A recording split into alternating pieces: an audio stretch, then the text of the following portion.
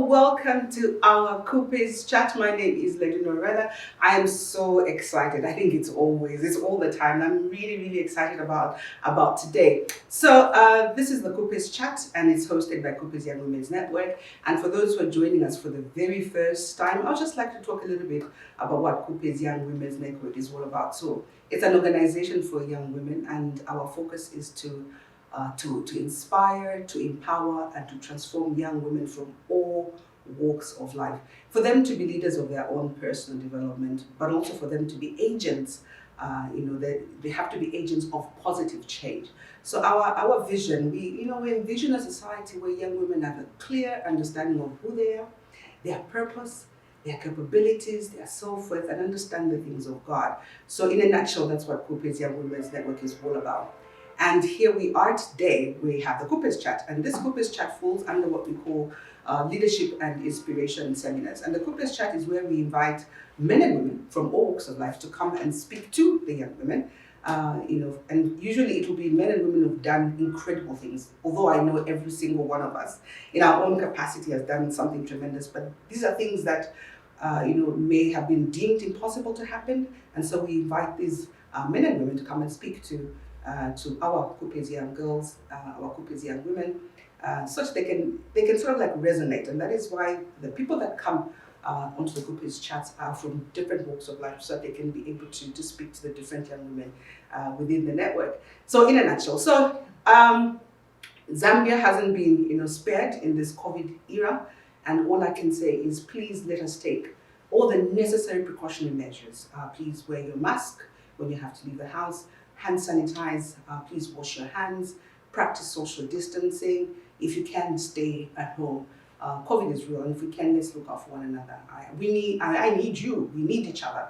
So therefore, let us look out for one another. So it's a Kupes chat. Please let us know where you are watching us from, and put a comment, whatever it is that you'd like to see happen. We're so happy you could join us.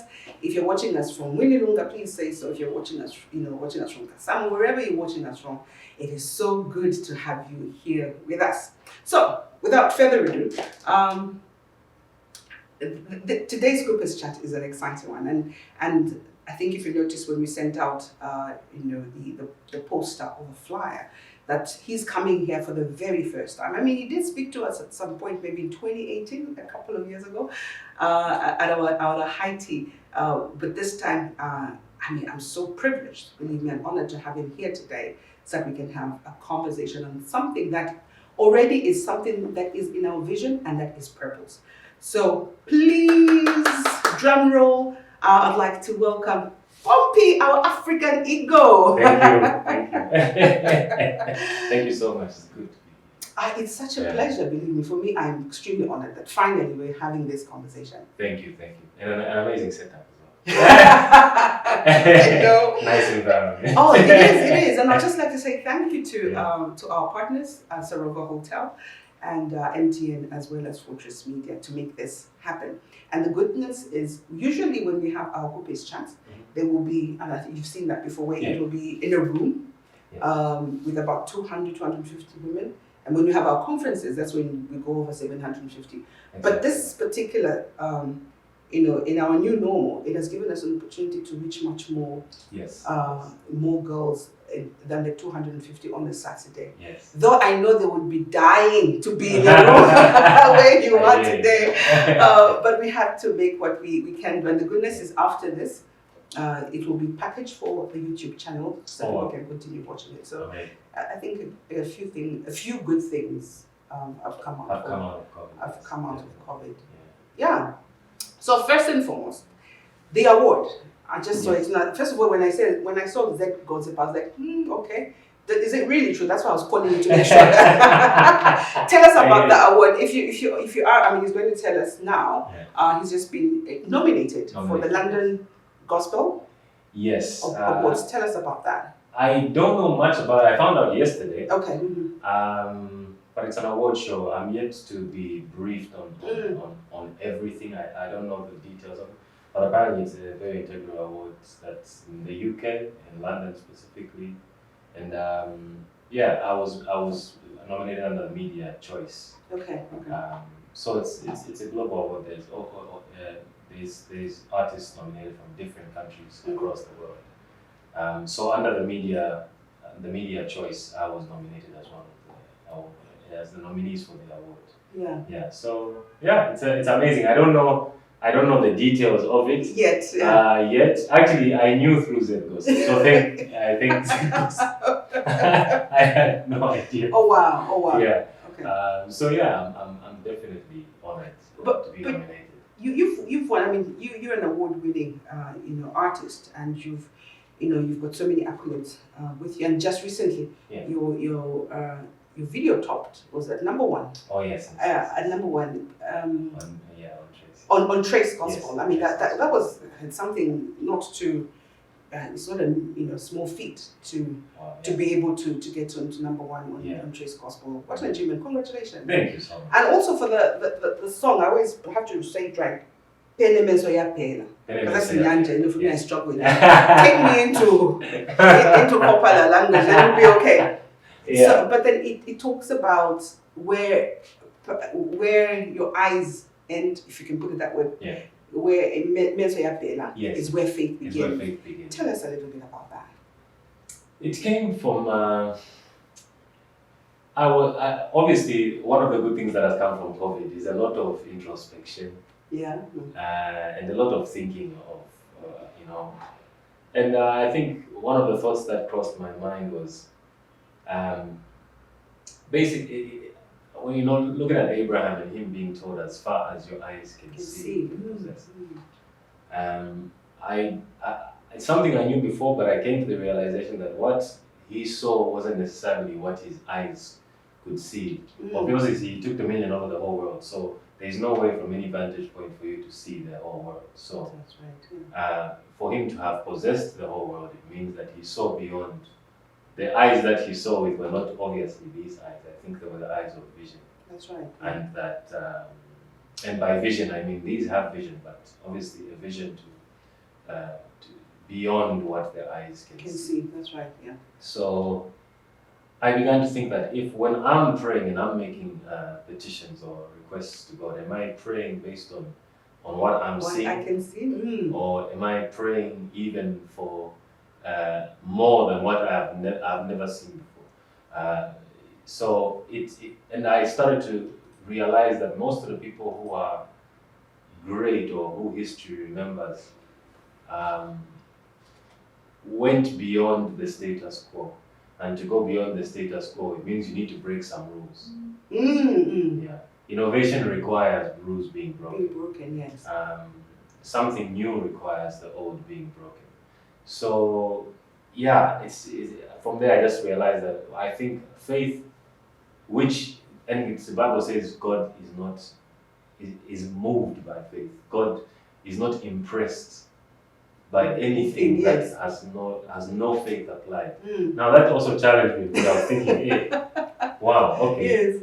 So he's not impressed by me wishing for things that I can see as possible. So that we need to now start to aim for the impossible things that even personally we bring before God, and He's like, okay, now let me work. But things that I'm usually a very practical person. I like to target and achieve what I've aimed for. I didn't necessarily dream beyond my means or the resources that I have. Oh wow, okay, Yeah. All right. But I now believe that that's what's required. That's what's required. Yes. That's right. Yeah. Okay. And obviously our topic is on pursuing purpose. Yes. And like I said, one of the what we envision for young women is for them to understand their purpose. Yes. We quote something at the network, and the girls know this very well. It was said by Dr. Miles Monroe. He said, if purpose is not known, abuse is inevitable. Mm. If purpose is not known, abuse is inevitable. Now you here, coming from a circular background into gospel, how was that transition? And how do we relate purpose in that, especially in the transition? Oh, okay. The transition was a long process. It was a very long process. I believe God started speaking to me uh, way before I even got born again. But I think I was as stubborn as they come. I was as stubborn as they come. And so through the process, obviously, I was in university, and musically, I was signed to a Nigerian label, and everything that I dreamed of achieve, or what I wanted to achieve, had happened. I was signed to a label that was willing to invest so much money in me in a market that is, the biggest market in Africa. They wanted to relocate me there. Really? Everything was, yeah. I didn't know that. Yeah, they actually wanted to sign me as a Nigerian artist, not as a Zambian artist. Are you serious? Yes. Oh wow. Yeah. Okay. So, yeah, I mean, that's what I dreamt for. The budgets that were for my album at the time were monies that I never ever knew could be invested into music. Into music. Yeah. So in the middle of all that, that's when God came in, and that's another long story. But I had an encounter with the Holy Spirit, and I was an atheist before that. So I had an encounter with the Holy Spirit, and that provoked me to understand what is this Bible, what is this God? Jesus? Yes. Yeah, what is this all about? So I put myself in a program to just read the word and try to understand it. But initially, to be honest, I was reading the word to try and prove to myself that it's not true. Yes, to define the word. Yeah, Yes. So just think like this. I just want to get it over and done with. I don't want to reject it, not having understood everything. But me reading the word, alone in my room, I gave my life to Christ. Oh wow. Wow. From there, I realized that that's actually my purpose. Wow. To be, and I believe that's everybody's purpose. Being aligned with what God has purposed you to do is definitely everybody's. Is what my definition of self-actualization. That's right. You're only self-actualized when you are in line with what God has created you to be. Interesting. One thing I know is that, well, not even one thing I know. Everybody knows that if you read the word, it's very clear. It says, the gifts that God has placed upon each and every one of us is irrevocable. So your gift is irrevocable. So He will give it to you. He will never take it away. But what is important is how you use that gift. Yes. How did that resonate with you? Because God had already given you that gift, but then in your struggle, like it was in that room at that moment where you said, okay, fine, this is the way it's going to be. Yes, and also another perspective that I think is there that I have to mention is music. I didn't want to be a musician. I did music as a hobby. I was more an academic. I wanted to, that was my path. That was the path that I created for myself. Okay. And the title that I gave myself. But I now learned that we don't even give ourselves titles. Not even our parents should give us titles. It's God who gives us, titles. But yeah, obviously, graduated and I wanted to be a business systems developer working in the corporate world. Music was just something. So even with the Nigerian deal, of course I got it, but it wasn't just something that I was chasing for. It just came. But I always had felt that, okay, I'm going to do this, I'm going to capitalize on the opportunity, and I'm going to get back to the corporates. Yes. Why? Is because I sort of felt that there is no credibility that's affiliated to music. I used to feel if I walk in a room laid down in life and they're asking me what I do, and I always didn't imagine saying that I'm a musician. I felt like it's less of It's a. less of a, and maybe for those who do not know, what did you study? I studied business systems. Okay. Yeah, Mm-hmm. I have an honors degree in business systems. So basically, for those who don't know, it's basically how tech IT can it can basically improve business operations. That's right. Yeah. Or basically in the business value chain. So yeah, I felt music. No. Yeah. Let me just. But when I walk in a room when there are lawyers, I want to say, oh, hey, here's my card, I'm a business systems developer. do you think do you think that's what most people suffer from? I believe that. I believe society creates a hierarchy of what is important and what is not. Mm-hmm. Sometimes based on even just everything, the machinery of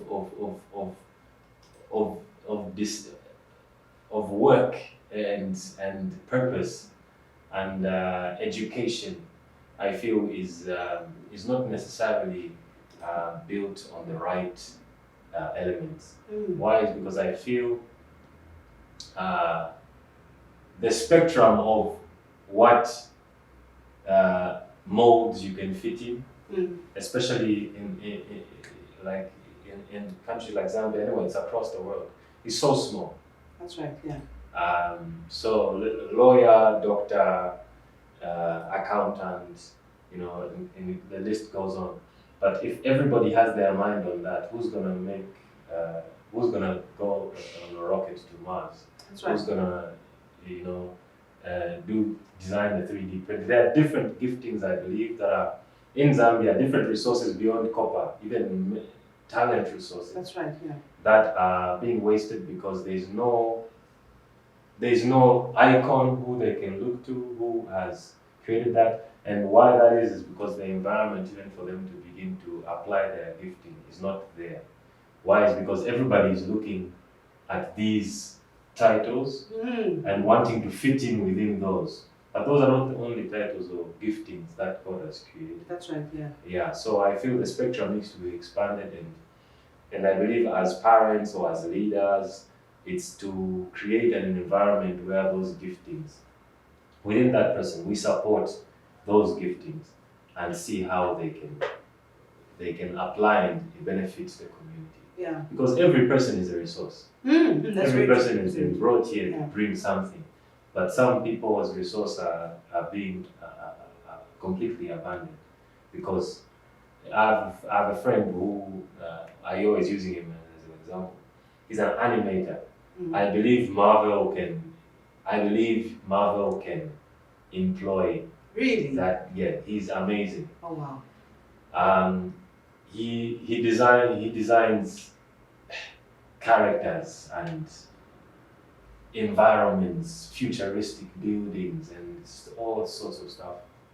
And the issue is here.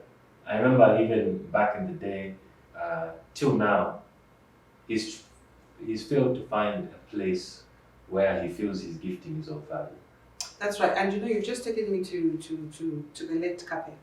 Yes. And when you did the silence video. Oh yes. Yes, I mean that was just we were like, oh, so it's actually possible, and then to find that it's actually been done by Zambian. And with what you've said, I'm just thinking, could we then say that if we look at the Western world, there's certain things that will flourish there, but cannot flourish here simply because the systems here, there's nothing to support. Yes. To support that. So I imagine if Einstein was born here, which institution would hold him? Which institution would bring the best out of him? That's right, yeah. So if there is no institution like that, it means that there are possible Einsteins that are here, but they are idle. Probably they are drinking out of depression, or they are dealing with drug issues because they are feeling they don't have a purpose. When they do. I see. Yeah. So you find that because if in your DNA there's nothing that speaks to reading law or medicine or exactly. So you feel, and especially I think the creatives haven't been given a a chance. Perhaps Exactly. we haven't done much in terms of creating that enabling environment Yes. for them to finally flourish. Exactly. Yeah. And also, I think also it's also the design. It's a very controversial subject, but also the design of education. That's right. I think there are certain truths we ignore. Isaac Newton, Einstein had learning impairments in their younger years. They were not brilliant. They were not that guy. They were in special class in school. They were not. They were not the A grade student. But I believe there are different types of learning. But also education also puts people in the same spectrum. And I believe there are people who learn visually. They've got photographic memory, or there are people who learn using they memorize audio. Like I believe I can hear a sound and I'll never forget it. Really? Yeah. My memory is good with sound when I hear sound. Reading, not as much. But in school, you feel that, okay, so reading is the standard across. So I love apps like Audible. I don't know if you know about an app called Audible. It's basically an app where you can just play a book. So it will be read to you. Okay. Yeah. So I believe schools should accommodate.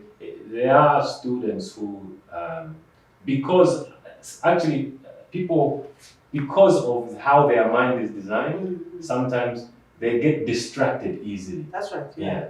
So to stay focused, they need to be in a certain.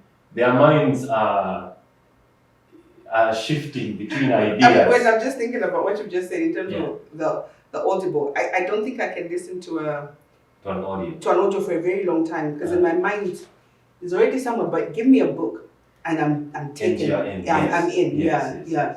So perhaps what needs to happen is to like you said in the learning environments for us to be able to accommodate that. But when it comes to like our topic on pursuing purpose, did you really know that you would get here? I am here by fluke. and it's terrible that I'm here by fluke. I wish I knew. I wish somebody helped me identify my giftings. There are even giftings that I'm bringing out now. Like for example, when I was young, I think I mentioned to you before, I did something called design and technology. I actually got a scholarship for design and technology because I got one of the highest scores in Southern Africa for that particular subject. But design and technology is you design anything, a functional something, oven or anything that functional in our lifestyle. So you design and you make it. Oh, okay. Yeah.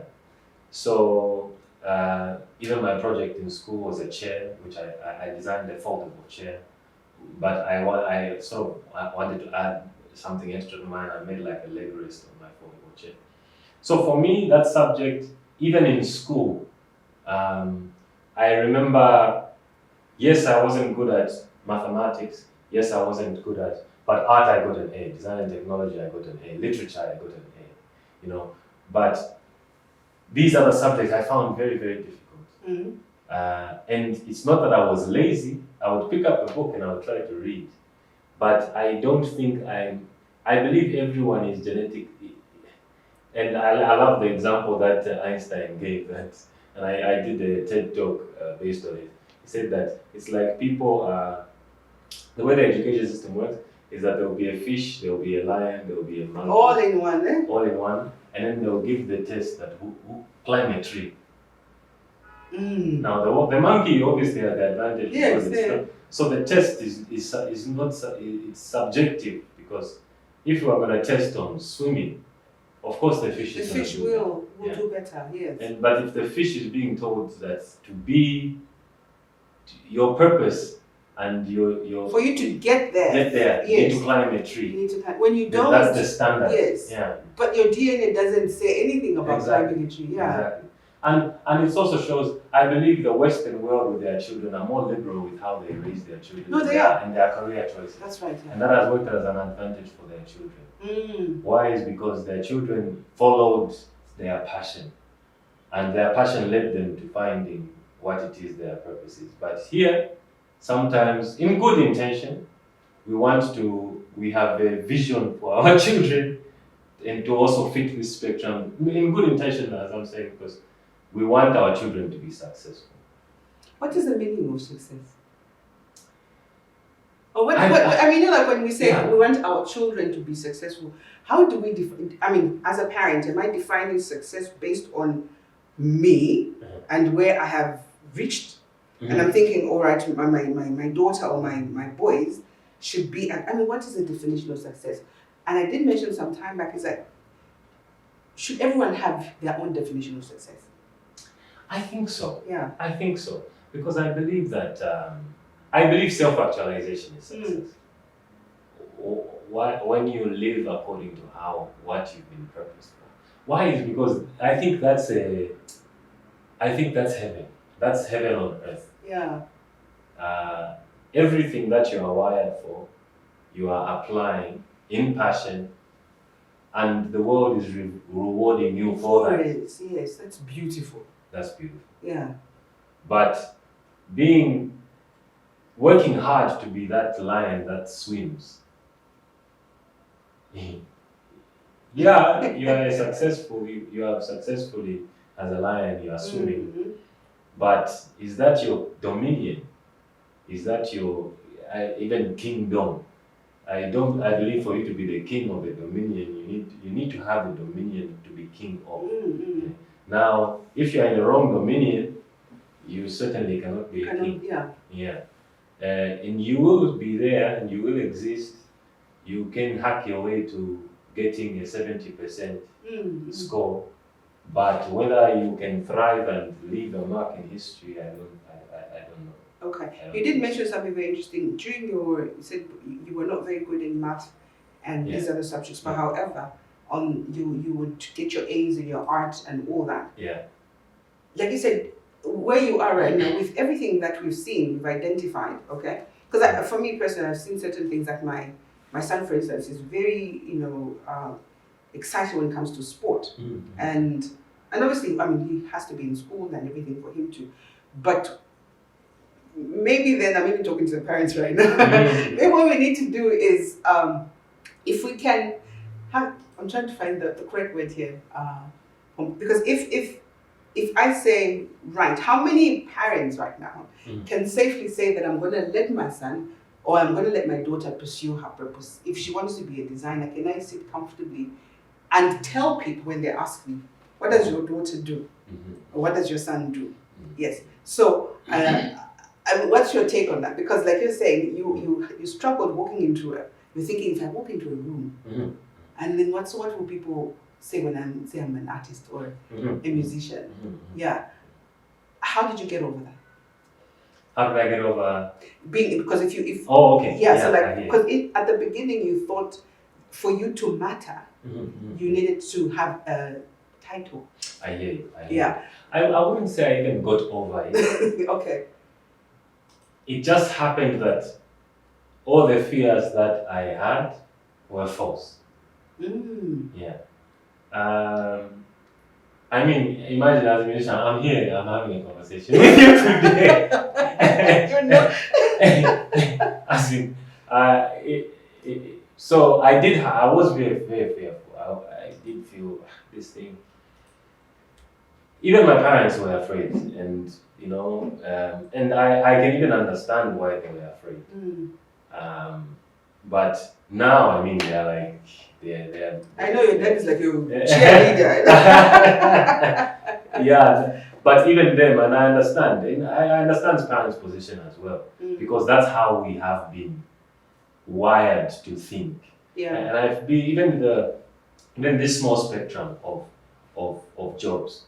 It was created because of the industry. I believe they started in the Industrial Revolution. There was this industries that required skills across the value chain. Yes, so you needed to fill those. And they needed people to be educated to fill in those. Yeah. But what about the Industrial Revolution of the future? Or the Industrial Revolution now? We have moved on from that phase of the industrial revolution. Now, people are engaging in creating AI technology. What if there's a kid there imagining artificial intelligence programming, but because he can't fit into what the Zambian industry has to offer in regards to placement, he abandons this gifting or these imaginations to be an accountant. No, nothing against accounts, but if they are purposed for accounts, that's perfect. But it's terrible if somebody has been reduced to that. Not reduced because it's a lesser job, but reduced because what they thrive in naturally, what they're genetically encoded for. Now they have to have the curse of laboring to just sustain a career. Laboring in hard work. I call it hard labor. I think it's hard labor. Hard labor is labor where there is no passion attached to it. It's a routine. You are doing it because you need to survive. That's right. Yeah. Rather than actually doing something with it. Yeah. And I think the Bible is amazing when it says, I'm always using this as an example. I don't think I always ask people, have you ever seen birds have a poverty alleviation conference? Where they're sitting and they're having or animals that have identity crisis. They are, I believe, animals who have been tampered with by human being involvement. That's right. And genetic manipulation. But I believe what we are wired for is where our treasure is. That's the treasure. You said something. You talked about even for parents, and I'll speak for parents. It's like you said. You at least you understand.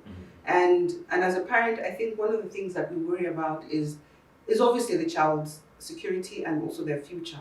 And for some reason, again, it's conditional because we tend to think that it can only happen when this child is in a particular career, that we think then that the child will be happy and will be successful. Yes. So I think a note to parents is if we're in the modern day world right now, if we can start speaking the modern day language and allow our children to sort of like pursue what God has placed upon their hearts and not to be pushy. A great example recently that I watched was Jeff Bezos. Obviously now the richest man in the world, but he was telling his story in an interview, and he said he was an investor. He was an investment banker, on Wall Street. That's where everybody wants to be. That's where everybody wants to be.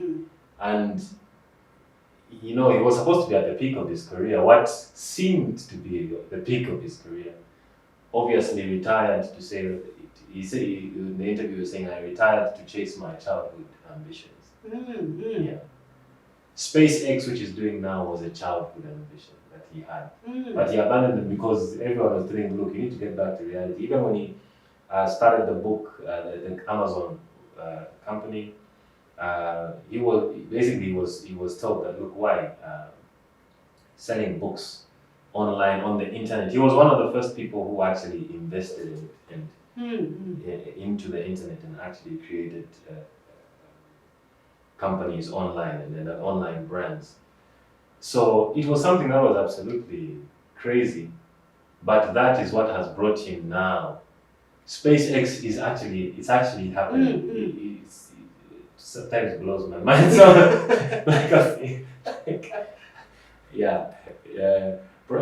it's. I mean, I think to myself, but I know it's not my gifting. I think like, why do you have to go to space? There's no problem here.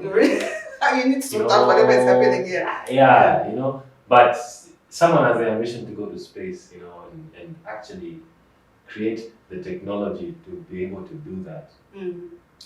But he could have easily stayed a Wall Street investment. Yes, and gone through it because he thought that was what and again, it is because that is what everybody else is doing. Exactly. Because I think if you're going to change the world, you're going to have to be different from the world. Like you have to be the one that stands out. Yes. And I'll tell you what. I mean, I started off with accounting, but then I realized I don't think I would survive sitting behind crunching numbers. And I'm glad that this had nothing to do with anybody coming to talk to me, but it was a realization for me.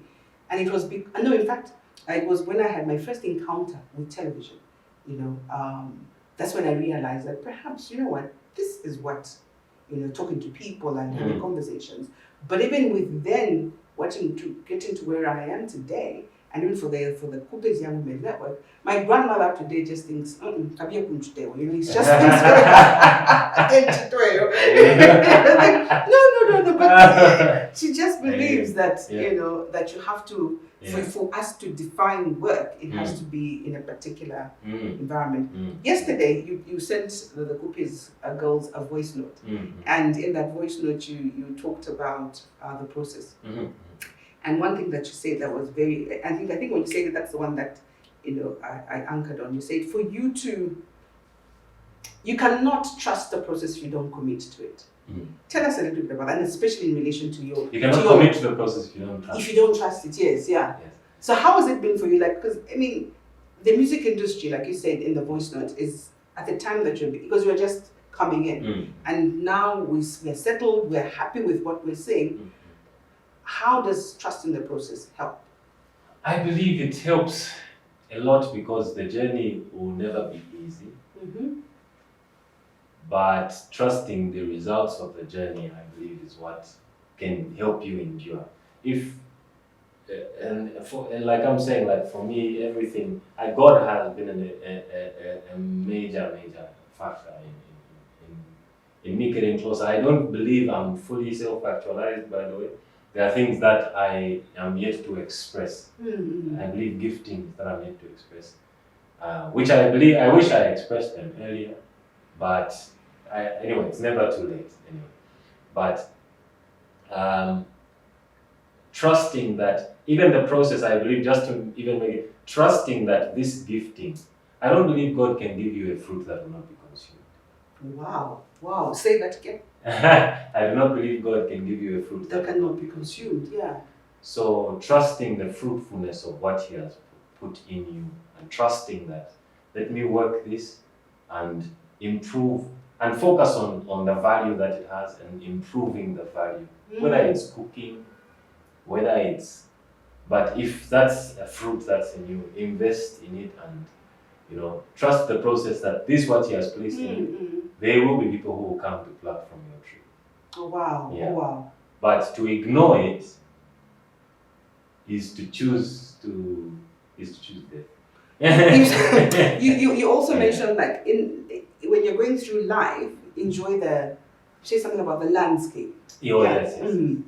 Obviously the process of the problem is sometimes obviously when you have a goal, when you have a target, it's like you don't look, you're just focused on the target and you are not present in the now.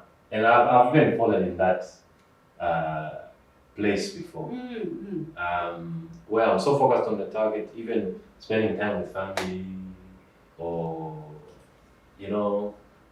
taking time to pick a good outfit. You're just thinking, if I'm outfit, let me just focus on,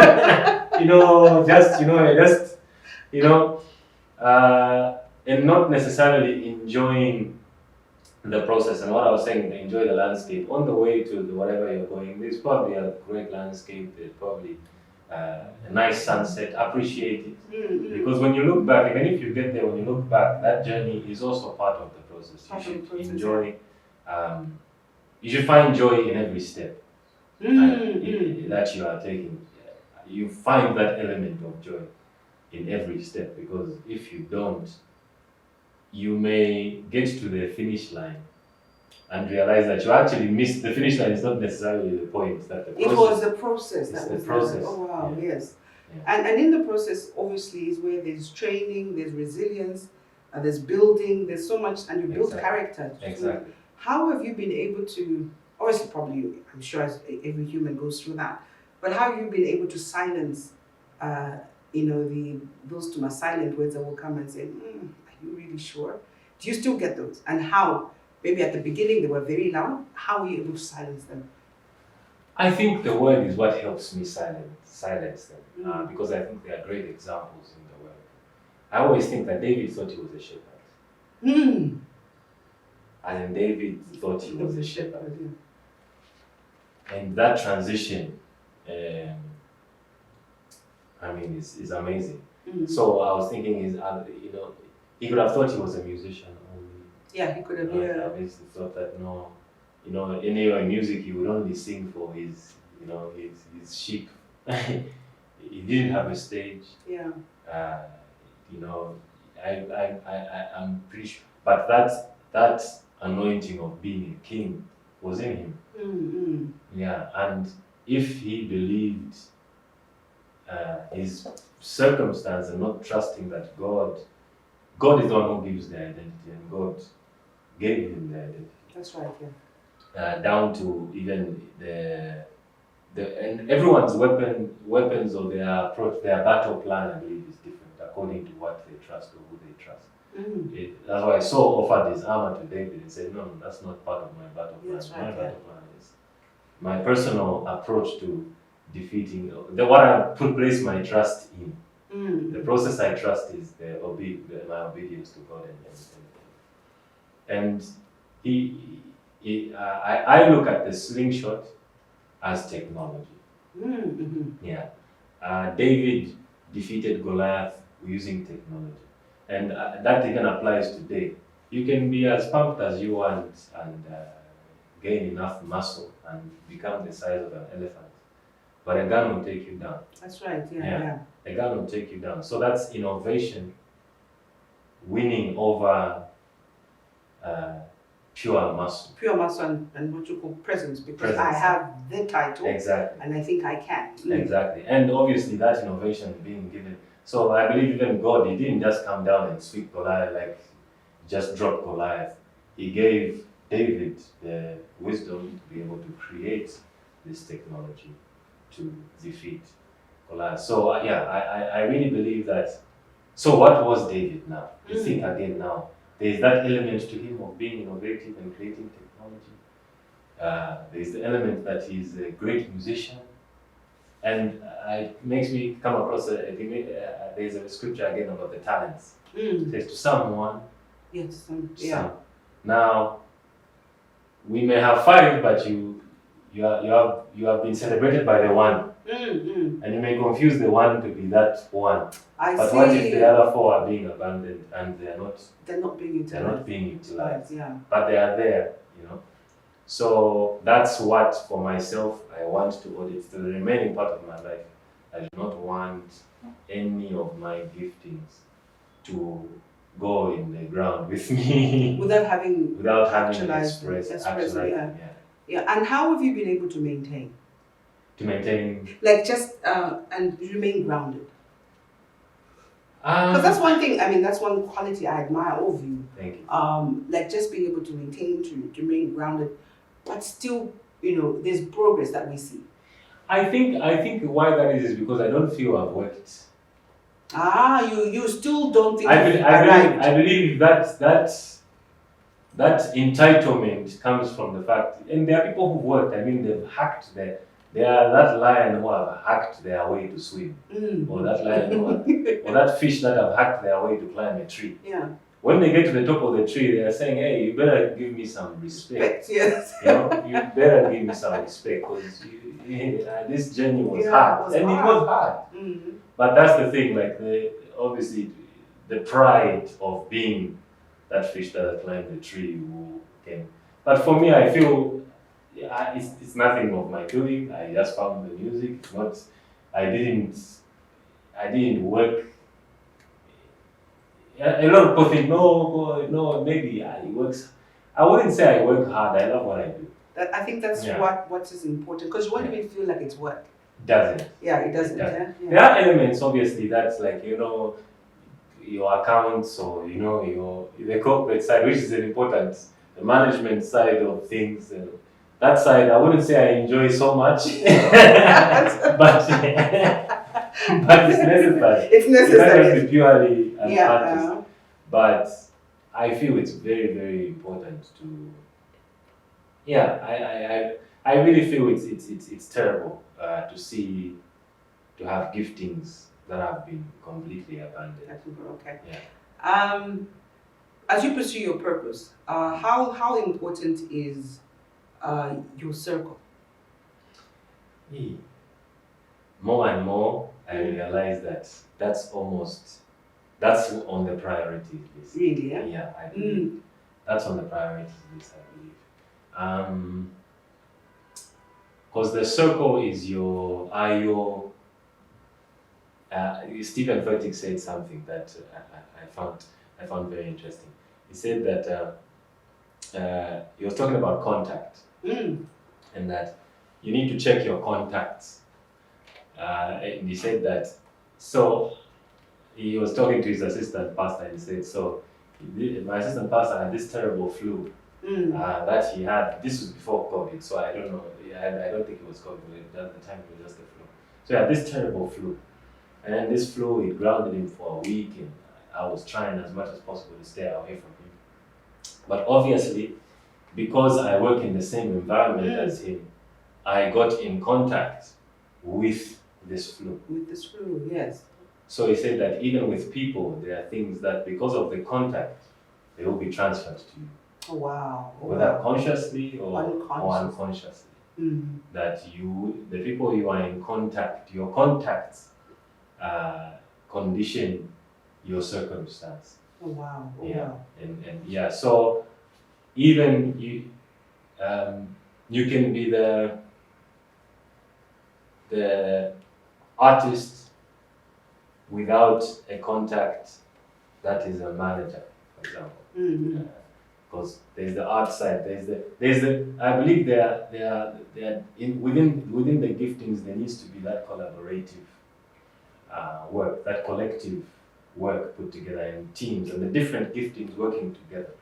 Because I don't believe there's any great products or great anything that are not the result of collective intelligence. That's right, yeah. That's very true. Yeah. That's very true, yeah. It's collective intelligence that. So even, I believe even in Africa for black people, one of the things, I don't know where it came from, but this divide and conquer has definitely been applied to us. Why is we fail to collaborate or put our collective there are a lot of intelligent people. Yes, but getting them to come together and apply their different intelligence towards one product or one item, collectively. So it may be that this guy is an architect, he knows how to build and design a building, and the building will be nice, but the landscaping will be terrible. Will be terrible, so he needs somebody to... Yeah. Yes. So the building will be nice, but the furniture in the house, in the building is terrible. So there needs to be the collaboration between the architect, the builder, the landscaper, the decor designer, and within the decor there's the different elements, and obviously collaborate. So one of the issues is not having contacts to support, not having a body to be part of. Yes, you can be a brilliant liver, but you are on your own. How are you going to be sustained as an organ that is not attached to a body? And also the body you're attached to it matters. That's right. Yeah. That's very important. Yeah. The body that you're attached to matters. Yes, matters.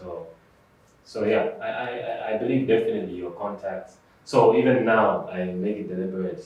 So I believe I make it deliberate which bodies you attach yourself. I attach myself. All right.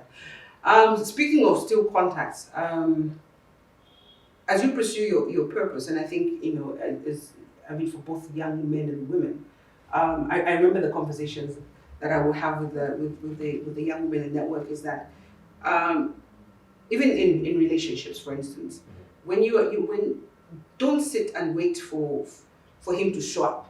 Abracadabra, he shows up. Let him find you in your purpose. How important is if let's say your life partner, like how in tune do you have to be? Like how important is that for you in terms of for your life partner? I'm trying to find the right word. As you pursue your purpose, we've talked about the compatibility, but also how important is it for them to understand your purpose and where you're going? Very important. It's very, very important. Because if I'm a fish and you are a monkey, there's going to be the fighting. That's right, yeah. Because I'm saying, look, what is your problem? Why can't you swim? Mm-hmm. I've been trying to teach you to swim for 5 years now. You are struggling to swim. Mm-hmm. So I do believe that if people are created with purpose, if if people are created with a purpose and within a specific uh, calling, even their contacts, especially that core contact, because That's your core, yeah. that's your core contact. Yeah. So I believe that contact has to understand who you are and what you are. But also, it's up to you to present yourself as who you are. I see. Because yeah. I've been as men, you can go through the phases where you're trying to be something. You're trying to paint a perception. Because again, that perception is what the society would hawa ndiye mamuna wanaelewa so ndiye mamuna. So you try to fit in within that, and now when you fit in that, it's not the other person's fault that yes, 3 years down the line they are bothered by the fact that they believe you lied to them. That's right. Yeah. But you did. I believe ladies also do the same. I believe ladies also do the same. But it's also the pressures of our society imposes on us, whether via media or via there are all sorts of I always use this as an example, even when I went to the State Department. They took me for some training called media and civil engagement. So the State Department took me to America, and we were being trained by, I remember, a lecturer from Princeton. One of the most intense lectures or I don't know, discussions I've ever heard. But this man, he's a PR expert basically, and he was saying, look, he asked the question, do you believe people influence media or media influences people? And my initial answer was people influence media. Because the media can't play stuff that people don't approve. That's right. That was my initial thought. No, the people influence media because the media is a reflection of the people. That's right. So, and he asked us to give our different answers, and that was my answer. And he said, for those who believe that it's the people who influence media, I would have to say that you are wrong. Yeah, I would have to say that you are wrong. So then he begins to explain, and he said, I'll prove myself. So he said, I want all of you, I'll use this as an exercise. I want all of you now to imagine how many of you are here are married. So the ones who are married put their hands up and say, okay, for those of you who are married, it's okay, you don't have to be a part of this exercise. But for those of you who are not married, how do you imagine your wedding day? How do you imagine your wedding day? I want you to just write it down on a paper and tell us what you imagine. So all of us wrote. And collected the pieces of paper and started reading out. Oh wow! Everyone almost had the same white wedding dress. That's the way it should be. Jacket. Yes. So it says, who said that a wedding should be this way? Who set those rules? Oh, wow. You have been given those rules. And they can even be, and what I do in my job is even for corporates, I mold culture that will benefit a corporate agenda, for example. Really, yes. You direct the perception of what reality is. So you engage people and using the media, and you mold their culture or their identity. And when I even understood that is when I realized that a lot of the things that we are under pressure over a lot of times could be ideas that are imposed on us, but are not necessarily.